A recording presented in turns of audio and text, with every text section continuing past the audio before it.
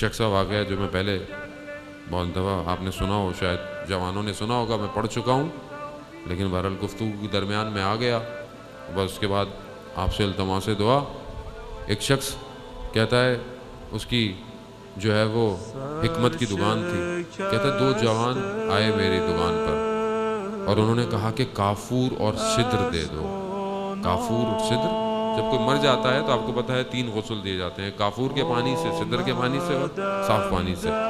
تو کہا اس نے کہ مجھے کافور اور سدر دے دو۔ جب میں نے ان 2 لوگوں کو دیکھا تو میں نے کہا یہ ہمارے اس جگہ کے نہیں ہیں، ان کا لباس، ان کا جاہ و جلال بتا رہا تھا کہ وہ بہت معتبر شخصیت ہیں۔ تو میں نے بہت پوچھا آپ کون ہیں، آپ کہاں سے آئے ہیں؟ بہت جب اصرار کیا، انہوں نے کہا تمہیں اس سے کیا فرق پڑتا ہے، تم ہمیں کافور سدر دو، ہم اپنا کام کرو۔ کہا نہیں، جب تک آپ مجھے بتائیں گے نہیں میں آپ کو نہیں جانے دوں گا۔ جب بہت اصرار کیا تو انہوں نے کہا کہ ہم امام زمانہ کے ساتھ ہوتے ہیں اور ہمارے ایک شخص کا جو ساتھ ہوتا ہے امام کے، اس کا انتقال ہو گیا ہے، امام نے تمہاری دکان پہ بھیجا ہے کہ کافور اور سدر لے کر آؤ۔ اب جب اس نے یہ سنا تو اس کی تو حالت ہی ایسی ہو گئی، یہ پاؤں پڑ گیا ان کے کہ مجھے کسی طریقے سے امام زمانہ کے پاس لے جاؤ، مجھے امام تک جانا ہے، مجھے امام تک پہنچو۔ انہوں نے کہا نہیں، ہمیں اجازت نہیں ہے۔ کہا اچھا ایک کام کر، مجھے لے جاؤ، اگر امام راضی ہو تو ملا دینا، ورنہ چھوڑ دینا۔ کہا ٹھیک ہے۔ اس نے اپنا سامان اٹھایا، چلتے چلتے پہنچے تو پانی آ گیا، کہیں دریا تھی، جھیل تھی، دیکھا وہ 2 شخص پانی پہ چلتے جا رہے ہیں۔ اب یہ کھڑا ہوا، کہا کیا ہوا؟ کہا میں پانی پہ کیسے چلوں؟ کہا بسم اللہ الرحمن الرحیم پڑھو اور خدا کو آخری حجت کا واسطہ دو۔ کہا میں نے دیا، تو دیکھا میں بھی پانی پر چلتا جا رہا تھا۔ چلتے چلتے اس پانی کے ایک جگہ پر کہ جہاں صرف پانی پانی نظر آ رہا تھا، اچانک سے آسمان پر سیاہ بادل آ گئے۔ جیسی سیاہ بادل آئے تو بارش شروع ہو گئی۔ بارش شروع ہوئی تو میرے کپڑے بھیگے۔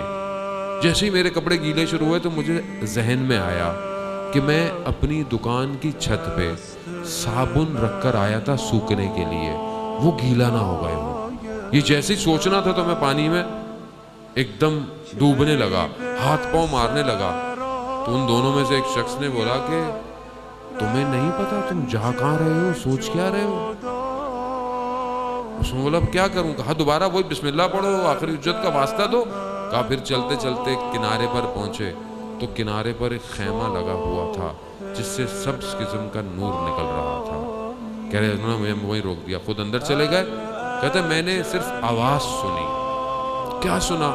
کہا ہم نے، ان دونوں نے کہا کہ مولا اس نے بہت اصرار کیا اور ہم اسے لے آئے ہیں۔